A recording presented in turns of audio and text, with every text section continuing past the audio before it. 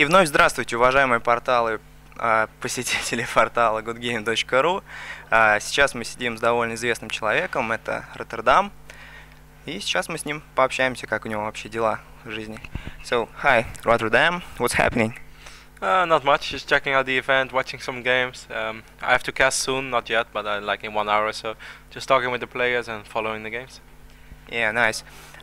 And in spite of you are here for a StarCraft 2 reason, the first question will be about Warcraft 3. Okay. I don't know if you already read a latest news. The patch 1.25 has been released. What you can say about that?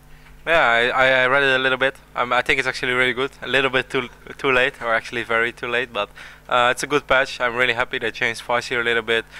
Blade Master was necessary. I do think it's a pretty hard patch for Orc now, but I think in general the game needed that, and yeah, as long as people enjoy the game, then I'm really happy that Blizzard still patches it, because I do still shoutcast Warcraft 3 now and then, and I always get a lot of positive feedback saying that people miss the game and stuff, so yeah, it's nice.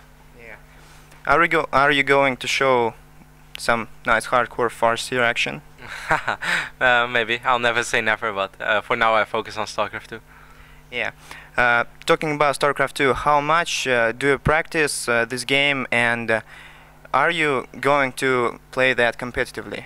Yeah, I'm practicing really a lot. I'm currently living in Germany together with the Muslim, so we share an apartment together, and yeah, obviously we play really a lot. For now I still focus on casting because that's my work and that's how I earn my money and can pay rent, but I definitely try to play as much as possible, and I definitely want to be like the best player that is also a caster, that's for sure, but I think I already am that together with Artosis, so that's not really an ambition anymore. I just want to keep improving myself and hopefully compete in some big tournaments as well, which are not run by ESL, because I'm not allowed to play in any ESL tournaments as long as I'm a shoutcaster and working for them, but that's okay. I'm fine with that. I can play all the tournaments, and yeah, I hope within 2 months that I will be able to compete with the very best. Yeah, you said that you're living with the Muslim, and I've seen on ESL TV that your guys hosting some kind of parties with take and stuff like that. Do you think that that kind of practice really kind of steps up your game, like real experience, and not just sitting around playing online? No, definitely. It's a lot more fun when you're together with someone. When you see the other guy playing, it motivates me. If I come home and I see him play, then I think like, okay, I want to play as well. That's like when one guy is sitting next to you and he just keeps playing, then it motivates you to do the same thing. It's a lot more fun than just sitting alone and then ladder. Like you get brain damage out of it. But if you're together, just having fun, joking a bit, and then yeah, I think it really pays off as well. And I think the Muslim will have a very good 2011 too. Yeah, and what can you say about the latest StarCraft 2 patch? Oh, I think it was really nice for Protoss, so I'm happy because I play Protoss. I think right now maybe it might be a bit hard for Zerg. Many Zergs are complaining, so maybe they have to change a few things, but in general I think the patch was really good. I'm really happy with Observer change because I think the Observer was too expensive before, and the Phoenix are really, you can create them really fast right now, so that's a good thing as well. And yeah, just in general I think it was a good patch. Yeah, and do you have some kind of recommendations about the maps and stuff like that? You mean like tips or something? Not tips, but maybe some advice to Blizzard, like which direction they should go in terms of doing maps. And well, remove Steppes of War because everyone hates it and it's too small. You can't do anything, you can do nothing creative. If you're behind, you're always going to be behind because there's almost nothing that you can do to come back in the game. I don't really know why so many people hated Desert Oasis. I thought it was actually a pretty good map. It was very long, had many ways to attack, you could flank. I think it was a good map, so I would like to see more maps in that style, you know, like big and also with several ways to attack instead of just like one line to each other's base. That's pretty bad. I think the more paths to attack, the better. Yeah, and a kind of overall question about StarCraft 2 as a game. Each game has its own kind of mechanics that allows you to play at a good level, and there is always, when game is rather new, there is some kind of global problems in game mechanics, and something that all players like noticing. And does StarCraft 2, in your opinion, has those global issues right now? No, I don't really think so actually. I think the game is getting a lot better and it was already pretty good. I think the biggest problem was actually Battle.net, just because yeah, like the Warcraft 3 Battle.net was a lot better than StarCraft 2, and even now I still think that the Warcraft 3 Battle.net is better, but they're working on it, so maybe they improved that. But I think that was the biggest issue. Outside of that, I think yeah, the game is going pretty well. I wouldn't really know. I wouldn't really be able to point out like one thing. Like in Warcraft 3, we always used to say like Tome of Experience is bullshit. Like everyone would agree on it. I don't really think there is one thing in StarCraft 2 right now which is absolutely ridiculous. No, I think it's pretty good. Yeah. Now let's switch to your casting career. Just for the ones that don't know about your life and about stuff that's going on with you, just tell us like a bit of history. How did you get into the casting? Well, it was a long time ago in the WC3L finals when they were still going on. Then I told Dennis Take, who was already working for ESL, that he should hire me one time because I know more about the game than he does, and I would do it better. But it was more of a fun thing. I wasn't serious because I actually really like Take, and I think he's a good caster as well. And then he said like, yeah, okay, we can do it together. I was like, what, really? And then it's like, yeah. So then I started, and then I don't know. I just kept getting invited to Blizzard events. And then I got invited to by Quad V to do the World Cyber Games, and then I got really famous as a shoutcaster as well outside of a player when I casted World Cyber Games 2008 and 2009. And then GomTV contacted me if I wanted to do the World Invitational together with Todd, which made me even more famous because many people love that show, love those casts, love that tournament, even though it was just an online tournament. But everyone said that Todd and me did a great job, so that was really nice to hear. And yeah, since then I just tried to keep doing it. And in StarCraft 2 I wasn't sure yet if I wanted to become a caster straight away, because the reason why I think I was a good caster in Warcraft 3 was because I played the game on a professional level and I knew more about the game than other people, while I didn't want to start out as a caster in StarCraft 2 straight away without really knowing the game, because in the start I was really bad and I didn't want to make a fool out of myself. Like some other people, they don't seem to care how bad they are in the game. They think they can just commentate, but I think it's really inaccurate. And I also think it's really bad to give the viewers false information or pretend that you know it better when you actually don't know it at all. So I stayed low, I practiced a lot, I'm playing a lot with good players like the Muslim, with Nama and stuff, with those guys, and then I kind of stepped up my game, and then I started to figure out how the game works, and then I was like, okay, I can start commentating again, just a little bit, just for now Pro Tools only.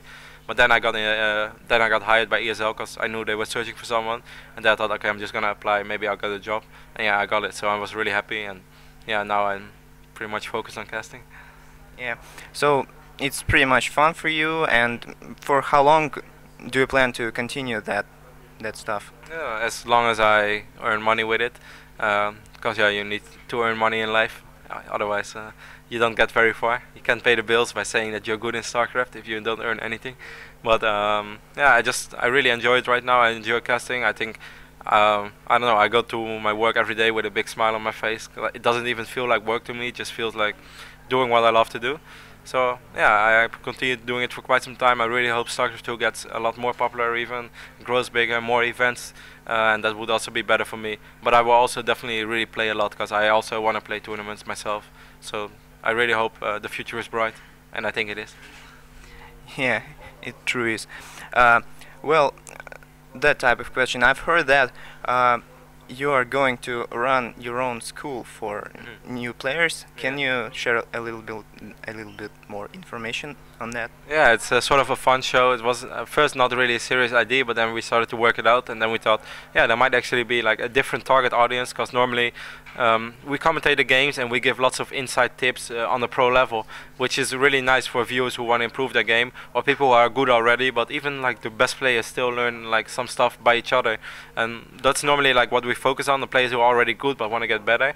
But then we thought like, yeah, maybe we should try to focus once on people who just start with RTS, like barely know anything, don't know how to group stuff, don't know what a basic strategy is, don't know how to win games. And then we start off with Cormac, because he's really bad in StarCraft 2, but he's a really nice guy, and he said, I want to get better.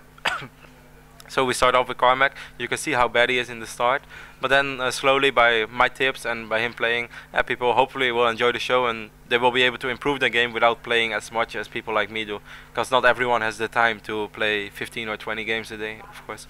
Have some episodes been released already? No. The first episode is like gonna, I think, maybe online 1 week after this event in Kiev. So at least if we get it off, if we get it finished in time. But it will be end of January or start of February. Is it gonna be free for the spectators? Yeah, everything is free always on ESL TV. But you are able to buy premium if you want to support ESL.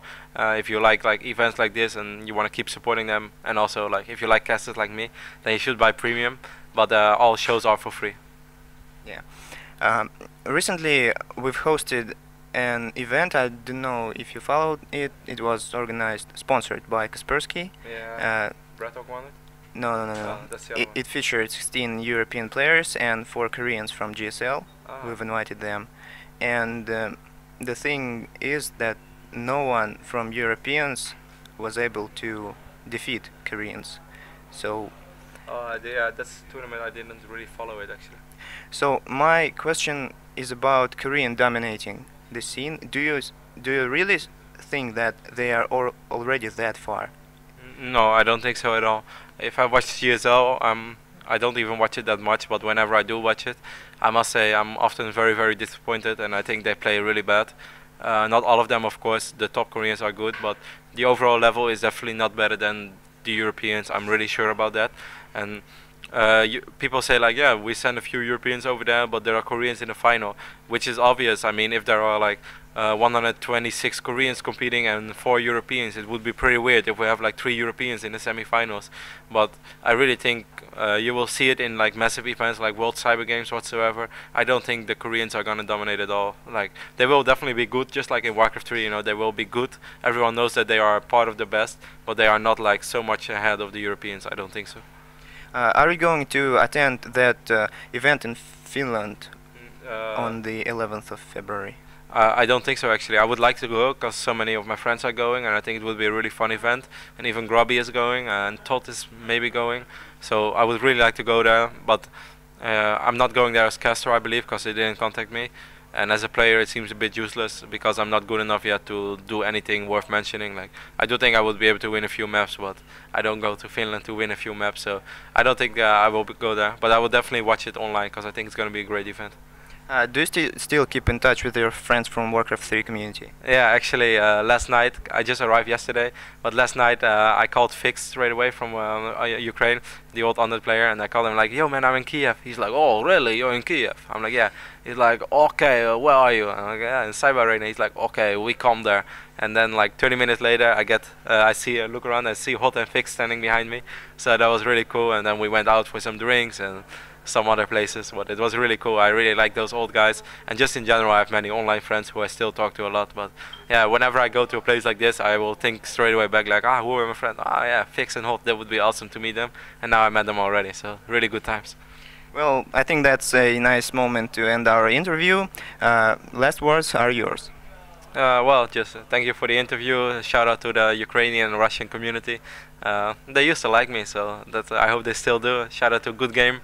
And yeah, just in general, like all the people who watch this event, hopefully it will be a really cool event, and I think it will be. Thank you much. Welcome.